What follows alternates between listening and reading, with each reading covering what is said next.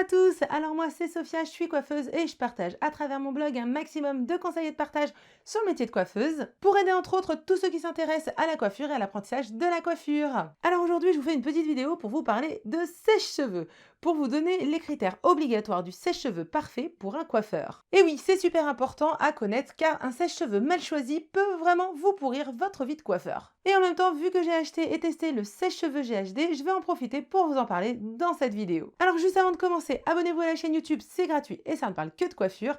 Et n'oubliez pas d'activer la petite cloche, c'est le plus important pour être prévenu des nouvelles vidéos. Et pour les nouveaux, vous pouvez télécharger le guide gratuit, le matériel essentiel et indispensable pour apprendre la coiffure. Alors revenons tout de suite à nos affaires de sèche-cheveux. Donc voyons avant tout quels sont les critères indispensables d'un sèche-cheveux pour un coiffeur. Alors évidemment, le premier critère sera un sèche-cheveux professionnel. Tout simplement parce qu'un sèche-cheveux professionnel a un moteur beaucoup plus puissant et résistant qu'un sèche-cheveux acheté à Action. Un sèche-cheveux basique sert à sécher de temps en temps les cheveux. Le sèche-cheveux d'un coiffeur, lui, va marcher tous les jours de travail, plusieurs fois par jour. Donc le moteur qui tient la route, c'est primordial. Car un sèche-cheveux basique non adapté à l'utilisation intensive surchauffera et s'arrêtera pour refroidir avant de pouvoir le rallumer. Et ça, pendant un rendez-vous, ça ne fait pas pro du tout et ça fait perdre du temps. Et tant qu'à faire, prenez un sèche-cheveux professionnel assez puissant, genre 2000 watts ou plus, mais pas moins de 1800 watts. Ensuite, si vous avez un sèche-cheveux professionnel, vous aurez à coup sûr le bouton d'air froid normalement et plusieurs réglages de température et de vitesse, donc pas besoin de le préciser. Par contre, il y a deux critères à regarder et qui ne sont pas systématiquement chez tous les sèche-cheveux professionnels.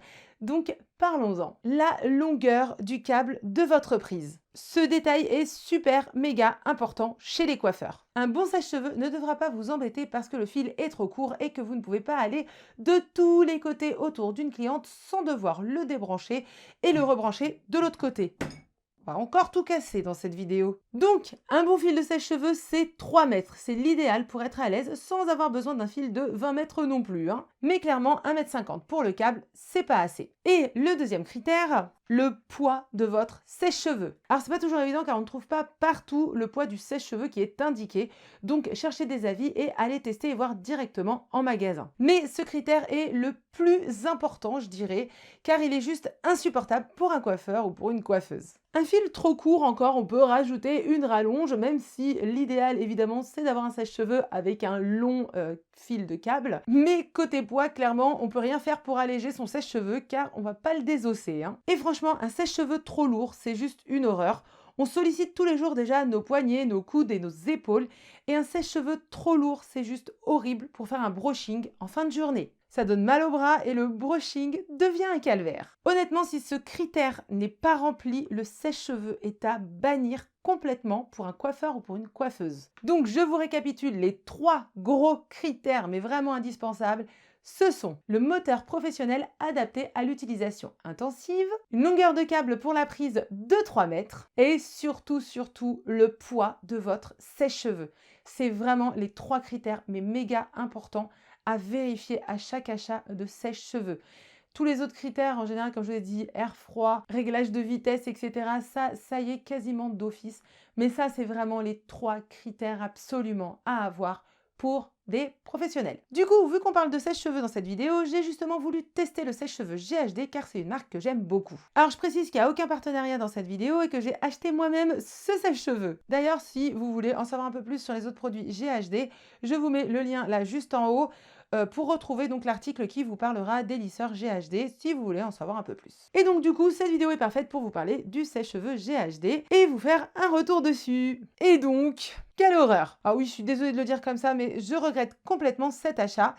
Donc c'est un sèche-cheveux qui est quand même assez cher, il est vendu entre 110 et 150 € selon les sites. Et son gros défaut, qui est justement rédhibitoire, c'est qu'il est carrément trop lourd pour une coiffeuse. En plus, je suis pas une crevette non plus, donc mais franchement, quand vous travaillez sur une tête pendant plusieurs heures et qu'arrive le moment du sèche-cheveux, c'est juste horrible avec ce sèche-cheveux. C'est la première fois que j'ai un sèche-cheveux aussi lourd. Alors, quand on l'a comme ça dans les mains, au premier abord, on sent qu'il est un peu plus lourd que la normale quand même. Donc moi, sur le moment, voilà, je me suis dit, tiens, il me paraît quand même un peu lourd. Mais vraiment, quand on travaille avec et que les bras voilà, sont quand même sollicités pendant pas mal d'heures, hein, faut le dire. Et quand arrive le moment du sèche-cheveux et que vous avez vraiment un sèche-cheveux aussi lourd pour faire un brushing ou n'importe quoi comme un lissage ou autre, hein, dès que vous avez besoin d'utiliser le sèche-cheveux, c'est là que vous vous rendez vraiment compte que le sèche-cheveux est très lourd et ça m'a fait mal aux bras, aux poignets. J'en pouvais plus. Franchement, il était juste infect à utiliser. Quand on travaille voilà, énormément sur les têtes des gens, je suis désolée, mais là, la lourdeur du sèche-cheveux mais se ressent, mais d'une force. En même temps, j'en profite pour dire le deuxième petit défaut, c'est que son bec ici est quand même très large, d'accord? Et du coup, pour tout ce qui est support de sèche-cheveux, donc basique, et en fin de compte, il ne rentre pas dedans. Voilà, je suis obligée de le faire tourner pour qu'il puisse rentrer. Et donc, le repose sèche-cheveux du chariot, lui, le sèche-cheveux ne rentre pas dedans, hein. Ça, clairement, parce que je ne peux pas le faire tourner. C'est un anneau tout simple, donc ça ne rentre pas dedans. Donc voilà, ça aussi, si vous êtes adepte des petits reposes sèche-cheveux, clairement, oui, ça rentre pas dedans. Donc là, vous le voyez en déco comme ça pour les vidéos, mais clairement, je vais très rapidement changer de sèche-cheveux et en acheter un beaucoup plus léger. Donc vraiment, je précise que c'est rédhibitoire pour les coiffeurs et pour les coiffeuses qui ont leur sèche-cheveux en main quasiment toute la journée. Pour quelqu'un par contre qui se sèche les cheveux 1 à 2 fois par semaine à titre complètement personnel, ça ne dérangera sûrement pas, sauf si la personne a des tendinites, je le précise quand même, hein. Si vous êtes fragile des poignets, même sans être dans la coiffure, évitez aussi ce sèche-cheveux qui vous paraîtra quand même sûrement un peu trop lourd, surtout si vous avez une bonne chevelure à sécher. Mais clairement, pour un coiffeur, même sans problème de tendinite, ce sèche-cheveux est clairement à oublier. Privilégiez un sèche-cheveux léger qui sera beaucoup plus agréable et appréciable. Et je vous dis ça sachant que j'aime beaucoup GHD, hein. J'ai leur lisseur, leur boucleur que j'aime beaucoup. Donc là, si je vous dis ça sur ce sèche-cheveux, c'est vraiment que je regarde cet achat et que je le déconseille sincèrement aux professionnels. D'ailleurs, j'ai voulu le tester parce que sur leur site, ils ne précisent pas que leur sèche-cheveux est léger et ils ne précisent pas non plus le poids du sèche-cheveux. Certaines personnes, voilà, certains avis disaient comme quoi c'était un peu lourd. Et je me disais, mince, est-ce que c'est vrai, c'est pas vrai? Parce que les personnes qui parlaient, bon, c'était vite fait et pas tout le monde se plaignait du poids du sèche-cheveux. Donc je me suis dit, bon, je vais le tester vu que il y a énormément de retours positifs sur ce sèche-cheveux. Mais clairement, en tant que coiffeuse, le poids du sèche-cheveux, non.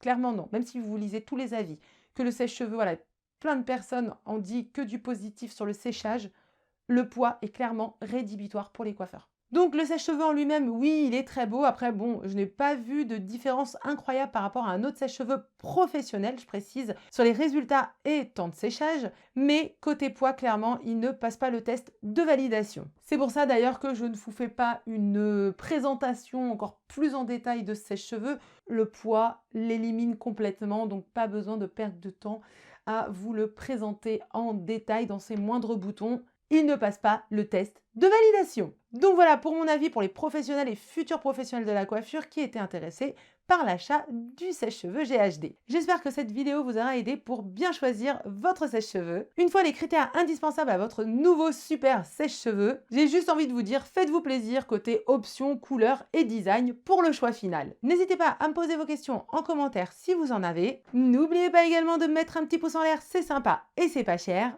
Et moi je vous dis à très vite pour d'autres articles de blog et de vidéos parlant coiffure.